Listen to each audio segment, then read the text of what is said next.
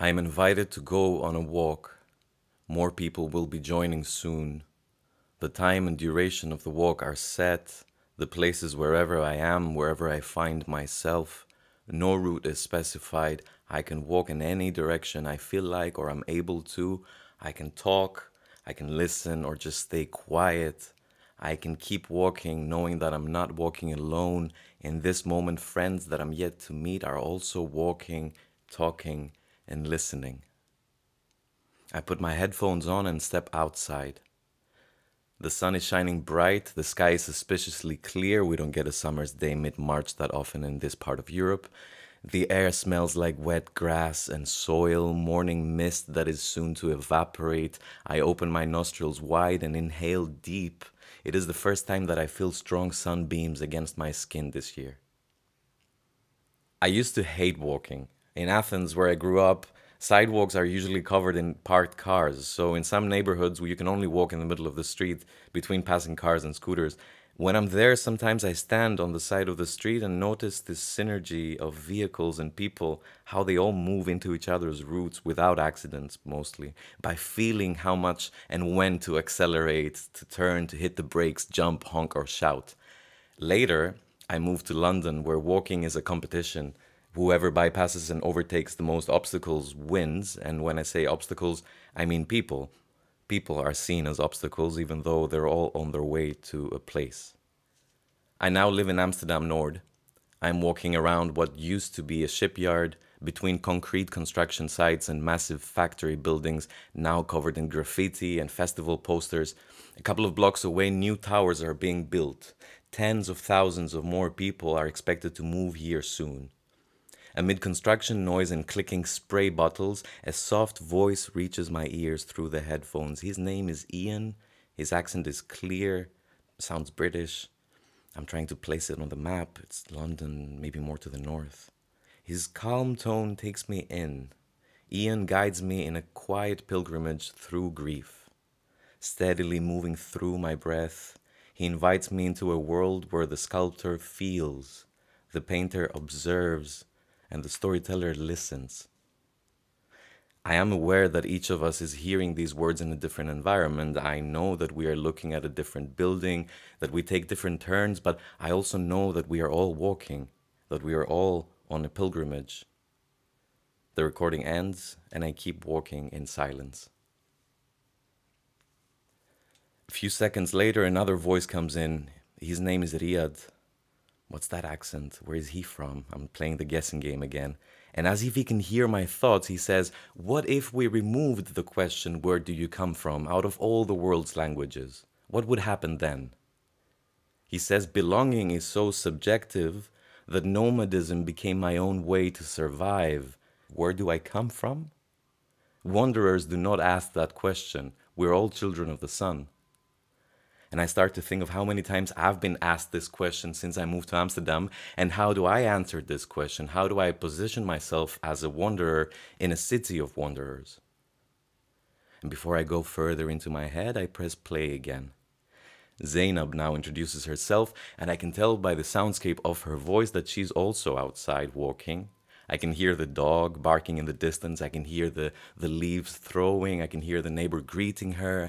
I can hear the chickens clucking and the roosters crowing. And I am pulled out of the industrial north of Amsterdam and into a narrow curved path in the outskirts of Beirut that leads all the way out of city trouble into the village. I recognize this place even though I've never been there. She invites me to greet the sun and the plants, to see the same route differently each time I walk it, to notice the different colors, the day-to-day changes as trees grow and flowers blossom, the astonishing simplicity of nature, beauty that needs to be taken care of and beauty that takes care of us. I zoom out and draw a map in my head. I place pins where my companions are walking, then I run a thread around those pins and connect them. I look at this constellation of people scattered around the globe, experiencing similar processes within different realities, and I think of religious and colonial wars, of population exchanges, of revolutions and genocides, of a shared history of pain, and how that history affects our daily lives and practices, even this walk. And in that moment, we paused and thought, is belonging a choice or is it imposed on us by a geography? I don't know the right answer. I don't know if the question is right either. I know that this moment and this thought were shared by me, Ian, Riyad, Zainab, and we shared them in a place that was created and existed, even if only for that moment. The pilgrimage continues. I am back at my studio, sitting in front of the computer, feeling helpless, carrying a grief that is mine and a grief that is collective, of being cut off, of being oppressed, of missed opportunities, of unfulfilled dreams, of unattainable desires for futures you know will never come. My grief turns into anger. How could we do this to ourselves? How could we do this to one another? When will this stop? And how the cameras are on.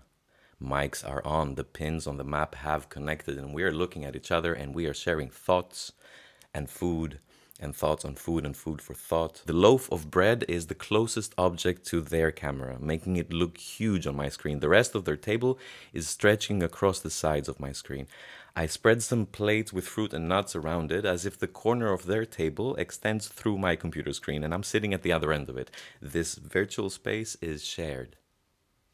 Fabio and Luca have joined our table all the way from Sicily. They are sitting squeezed next to each other on a sofa, trying to fit into the camera frame. In that same frame, there is also cigarettes, hats, plants, and a dog. They talk with passion about their latest endeavors and discoveries. The conversation is about growing plants in new soil, noticing what plants are already there, compared to the ones we replace them with, the plants that naturally occur in a place versus the ones we want to see growing there. And they talk about seeds, new genetically modified seeds that only give one stable variety, and ancient ones, heirloom seeds. Heirloom seeds that contain all the DNA material that makes them grow in different shapes and forms. And my mind drifts off and my hand reaches out to the desk.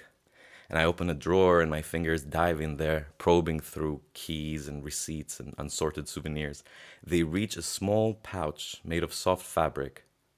I open it gently and there is a pomegranate seed in there, a tiny pomegranate, like a miniature version of a real one. I hadn't seen it as a seed before. This was gifted to me on my last birthday in April by a friend of mine. Her mother sent it from Syria. You're supposed to plant it during the month of April, she told me. A year has passed. I should plant it soon. My father's favorite tree was the pomegranate tree. I remember he had planted one in our garden in Greece when I was 5. I remember the excitement in his face the first time the tree gave fruit. I really like the idea of planting a pomegranate tree in my garden in the Netherlands. I can look at it and connect to my land, to the memory of my father, to the memories I have from my childhood around that tree in our garden. So I asked around, can I raise my pomegranate tree in the Netherlands? It turns out that I can, but I need to keep it protected for the first few months, maybe even consider raising it entirely in a glass house. And it will never bear fruit. I am now getting emotional on full display. Everyone on this call can see me tearing up on their screens. I focus on my breath, notice the movement, listen to the sounds around me, listen to their voices. They're now talking about language.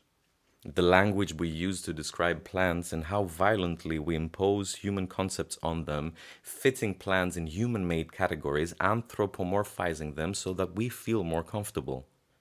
Like we do to ourselves and each other, using the language of nation-states to index, classify, and regulate human activity.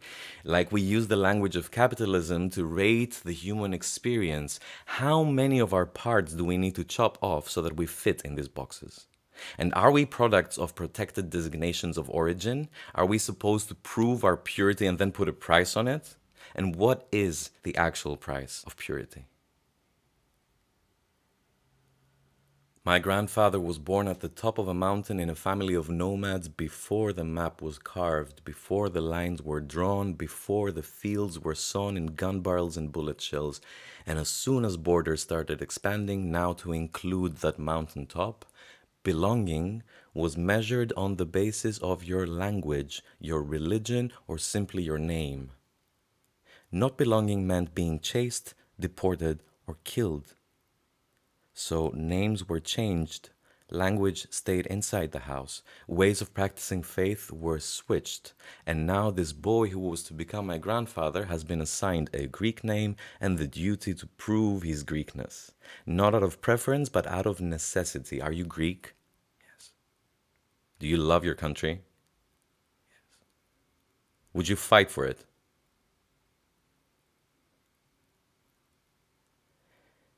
He lived 104 years. He lived through almost the entire history of modern Greece, wars, famine, exile, dictatorships, a century of loss and grief, all in the name of a country, a place to belong.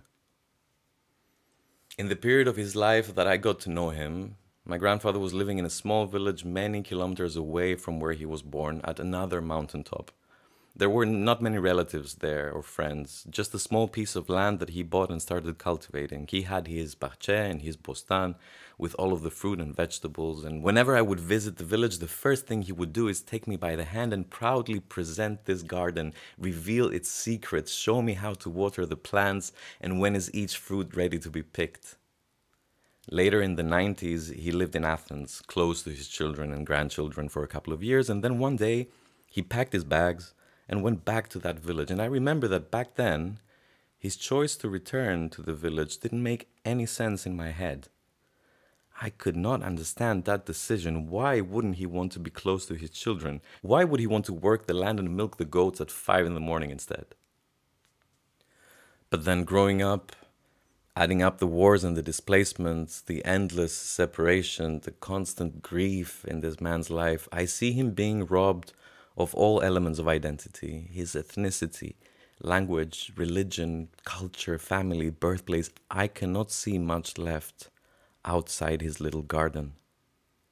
In his personal ritual of creating, entering, and taking care of a place, I see his daily practice to unlearn, to undo, to fix the injustice, and I know that it doesn't stop with him. I am part of this process too. It seems I have inherited his grief and this need to make land, and I know that I'm not walking alone. I recognize this need in people around me. I see it in their eyes. People in the queue of the municipality or the immigration office, colleagues dependent on their boss for a stay permit, friends who live in anxiety for years and pass 1,000 tests to get a residency card, and friends in other places, much like our grandfathers a century ago, still struggling today with visas, border controls, and checkpoints, still being asked to chop off limbs to fit in boxes, all of them walking right now.